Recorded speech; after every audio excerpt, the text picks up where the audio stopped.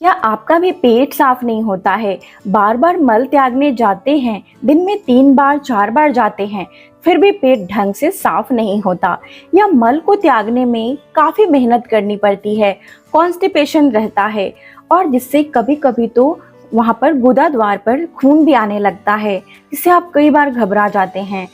अगर आपको ये तकलीफ हो रही है, इसके साथ आपको कई सारी बीमारियां शरीर में लग रही हैं, पेट साफ नहीं होने की वजह से कई बार खाने का भी मन नहीं करता है, या कई बार पेट पर चर्बी यानी मोटापा बढ़ता जा रहा है, तो आज की वीडियो में मैं आपको बताने वाली हूँ बहुत ही इफेक्टिव 2 उपाय।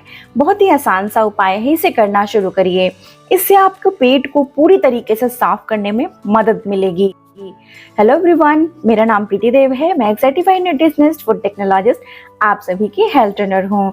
दोस्तों, या तो मल बहुत कड़ा होता है तब भी पेट साफ नहीं होता, जिसे हम कॉन्स्टिपेशन का नाम देते हैं, या मल कई बार आता है और फिर भी पेट साफ नहीं लगता है, चेहरे पे फुंसियाँ आने लगते हैं, या स्किन से जुड़ी हुई समस्या उत्पन्न करने लगता है, या फिर शरीर में मोटापा बहुत बढ़ जाता है, तो भी शरीर में, पेट में सही से वो जो गंदगी है साफ नहीं होती हैं।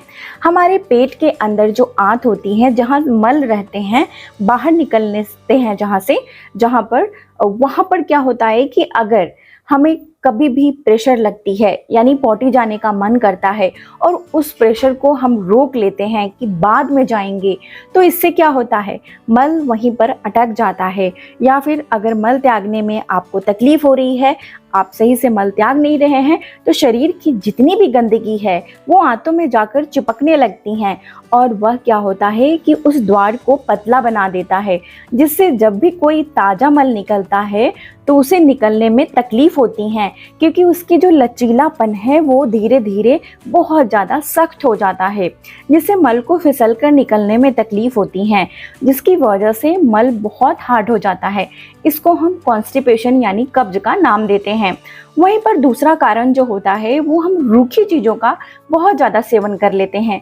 रूखी चीज़ें जिनमें पानी की मात्रा बहुत कम होती है या ना के बराबर होती हैं, जैसे कि पिज़्ज़ा, बर्गर, रोटी, ये सारी चीज़ें बहुत रूखी होती हैं। मैदा से बनी हुई रोटियां, नान या ब्रेड हो गया, या चिप्स हो गए, कुरकुरे, जितने भी पैकेट वाले खाने आते हैं, वो ज़्यादातर उनमें पानी की मात्रा ना के बराबर होती है।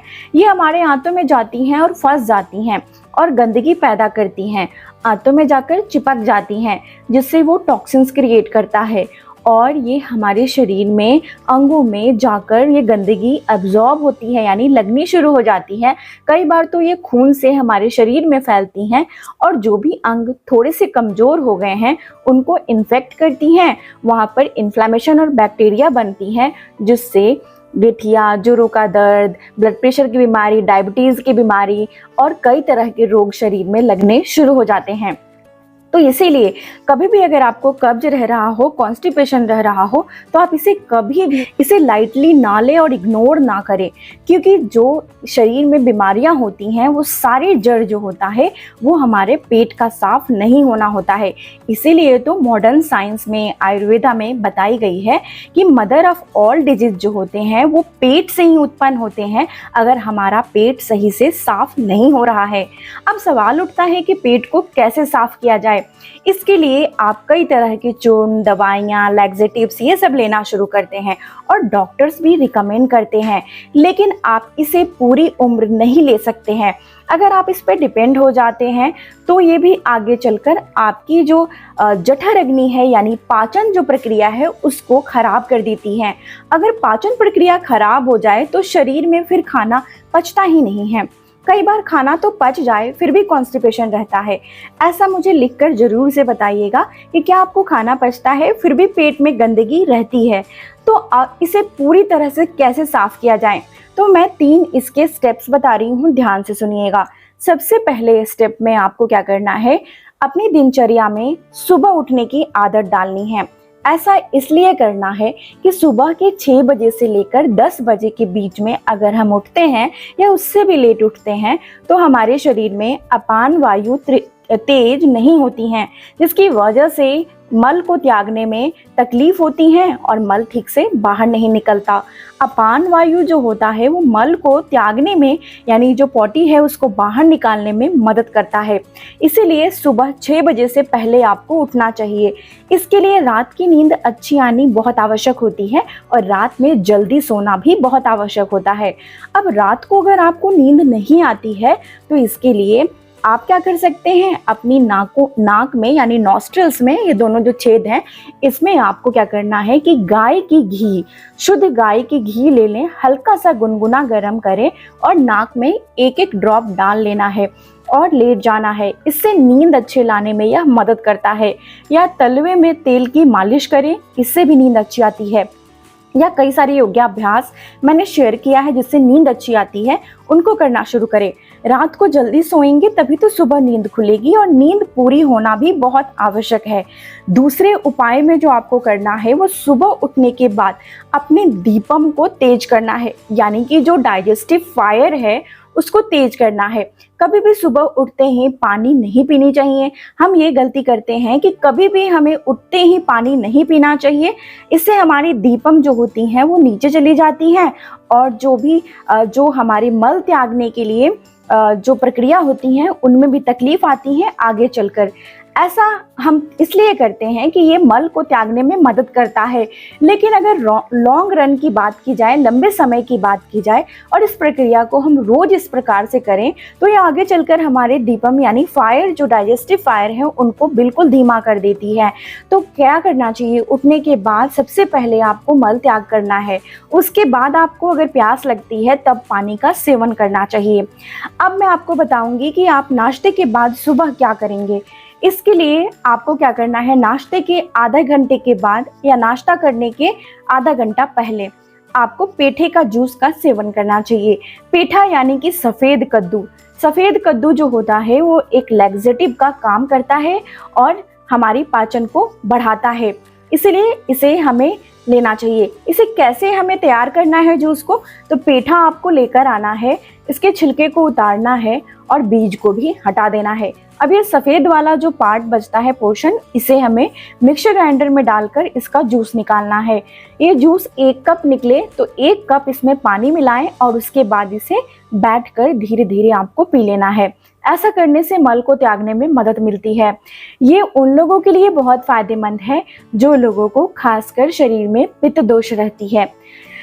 पित्त दोषा वाले जो लोग होते हैं वो पतले दुबले होते हैं और मल कई बार आती हैं शरीर में, त्याग करते हैं लेकिन फिर भी पेट साफ नहीं होता है और स्किन की प्रॉब्लम रहती है, मन चिड़चिड़ा रहता है, ब्लड प्रेशर की समस्या रहती है, स्ट्रेस और एंजाइटी की तकलीफ होती है।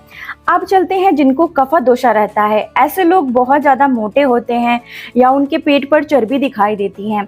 तो कफा दोषा वाले को क्या करना चाहिए, इनको सौंफ का सेवन यानी फेनल सीड्स का सेवन करना है खाने के बाद। दालचीनी की जो लकड़ी आती है यानी सिनेमन की जो स्टिक आती है वो आधे इंच का इनको सेवन करना चाहिए। ऐसा करने से उनके शरीर में कफा दोषा बैलेंस होती है और मल को त्यागने में मदद मिलती है। इनके शरीर में जो डाइजेस्टिव फायर होती है वो बहुत धीमी रहती है, इस वजह से मोटापा बहुत बढ़ जाता है। सौंफ क्या करता है, वो डाइजेस्टिव फायर यानी दीपम को बढ़ाता है, इससे आगे चलकर डाइजेशन होने में मदद मिलती है। अब हम बात कर लेते हैं कि वायु दोष यानी वात दोष क्या होता है। वात दोष की वजह से भी पेट साफ होने में बहुत ज़्यादा तकलीफ होती हैं। इसमें क्या होता है कि हम बहुत सारी रूखी चीज़ों का सेवन कर लेते हैं। रूखी चीज़ें यानी ऐसी चीज़ जिसमें पानी ना हो या बहुत कम के बराबर हो। जैसे ये जितनी भी पैकेट बंद खाने आते हैं, मैदा से बनी चीज़ें आती हैं, वो सारे में पानी की कमी होती है। तो आपको क्या करना चाहिए, आपको मल को त्यागने में रूखापन होने की वजह से मल को फिसलने में तकलीफ होती है और यह पेट में ही जाकर गंदगी जमा होती है और जिससे हमारे शरीर में काफ़ी ज़्यादा बीमारियां लगती हैं। आम वात होती हैं यानी कि गठिया हो जाना, जॉइंट पेन हो जाना, डायबिटीज़ की समस्या सबसे ज़्यादा ज़रूरी है। डायबिटीज़ उसमें बहुत देखी जाती है, आगे चलकर यह कई सारे कैंसर का रूप भी ले सकती हैं। और साथ में अगर ध्यान नहीं दिया जाए तो बवासीर जैसी समस्याएं और कई सारे प्रॉब्लम्स क्रिएट करती हैं। आंखों से जुड़ी समस्या, कान से जुड़ी समस्या और शरीर की हर एक अंगों की बीमारी यहाँ से उत्पन्न हो सकती हैं। तो आपको ऐसे रोगों में क्या करना चाहिए? ऐसे रोग में आपको रात में सोने से पहले आप 1 गिलास गुनगुना पानी लें और इसमें गाय की जो घी आती है, ये घी आपको आधा चम्मच यानी ½ टीस्पून घी इसमें मिलानी है और पानी में मिक्स करके, और रात में सोने से पहले आपको इसे पीना है। सोने से आधा घंटा पहले इसका सेवन करिए। इससे आपके जो जितनी भी रूखापन हुआ है आपके आंतों में, उसको यह स्मूथ करता है और जिससे मल को निकलने में मदद मिलती है। इसके बाद की जो प्रक्रिया करनी है वो पट्टी वाली प्रक्रिया करनी है। यह नेचुरोपैथ में बताई गई है और कई सारे आयुर्वेद की किताब में बताई गई है। इसमें आपको क्या करना चाहिए? खाना खाने के जस्ट बाद यानी तुरंत बाद आपको एक साड़ी ले लें, नहीं है तो एक लंबा सा सूती का कपड़ा ले लीजिए। सूती होना चाहिए यानी कॉटन से बना हुआ। उसको ठंडे पानी में आपको भिगो देना है। पानी को निचोड़ लें और अपने पेट पर हल्का, बहुत टाइट नहीं, हल्का सा बांध लें। उसे ऐसे घुमा घुमा कर पेट पर बांध लें। अब ये कैसे काम करता है? आंतों में जो गंदगी इकट्ठा होती है उसको निकालता है। ये ऐसे काम करता है कि शरीर के ये पेट वाले हिस्से पे पट्टी ठंडी होने की वजह से वहाँ पर वो ठंडापन बना देता है और बाकी हिस्सों में शरीर पर गर्मी आती है। तो इससे क्या होता है, जो आंतों में गंदगी है, जो चिपकी है, वो धीरे धीरे बाहर निकल जाती है, जिससे पेट अच्छे से डिटॉक्स हो जाता है और पूरी तरीके से साफ हो जाता है। अगर यह प्रक्रिया आपको कम से कम इसे 10 दिनों तक करें, अगर काम कर रही है तो बहुत अच्छा बात है। 10 दिनों तक या 15 दिनों तक आप इसे कर रहे हैं और फिर भी यह आप पे काम नहीं कर रही है, तो आपको क्या करना चाहिए? इसके साथ एनिमा का प्रयोग करना चाहिए। एनिमा आप घर में भी कर सकते हैं, ये बहुत आसानी से आपको मिल जाएगी। एनिमा आप लेकर आएँ और एनिमा से आपको क्या करना है कि जब आप एनिमा कर रहे हैं तो अपने गुदा द्वार जो होता है उसके पीछे आपको लगा देना है और मैं फोटो में दिखा रही हूँ, इस प्रकार से आपको लेट जाना है नीचे और एनिमा यानी कि वहाँ से पानी को अंदर जाने देना है। इससे आप इस तरह से एनिमा कर सकते हैं या कहीं भी जहाँ पे एनिमा की जाती है वहाँ पर जाकर बात करिए। ये आपकी आंतों को अच्छे से डिटॉक्स करने में मदद करता है, जिससे पेट पूरी साफ हो जाती है। एक लास्ट पॉइंट बता रही हूँ जो आप सभी को बहुत मदद करने वाली है। इसमें आपको क्या करना है, हमारे घर में ज़्यादातर मॉडर्न स्टाइल में या हर घरों में ही अभी तो कमोड वाली पॉटी होती है। अब उसमें क्या होता है, जब हम बैठते हैं तो हमारी टांग नीचे रहती है और हम इस प्रकार से बैठ जाते हैं, जिससे हमारा जो गुदा द्वार होता है, मल जहाँ से त्यागते हैं, वहाँ पर जो पॉटी निकलने की जो नली होती हैं वो टेढ़ी होती हैं या दबी रहती हैं। तो इसीलिए हमें क्या करना चाहिए, अपने पैर के नीचे या तो स्टूल लगा के बैठ जाएं, या स्टूल नहीं है तो आपको वहाँ पर एक बाल्टी लगा दें जिससे पैर ऊपर की तरफ आ जाए और हल्का सा ऐसे झुक जाए। इससे आपका मल त्यागने वाली नली बिल्कुल सीधी हो जाएंगी और मल आसानी से बाहर निकलेगा और पूरी तरह से साफ होगा पेट। तो यह करके देखिए, आपको बहुत ज़्यादा मदद मिलेगी। आज की जानकारी यहीं तक थी। जानकारी कैसी लगी है मुझे लिखना बिल्कुल नहीं भूलिएगा। लिखकर बताइएगा आपको जानकारी कैसी लग रही है। और बहुत सारे कंट्रीज से आप मुझे देखते हैं, मैं आप सभी लोगों का मैसेज पढ़ती रहती हूँ।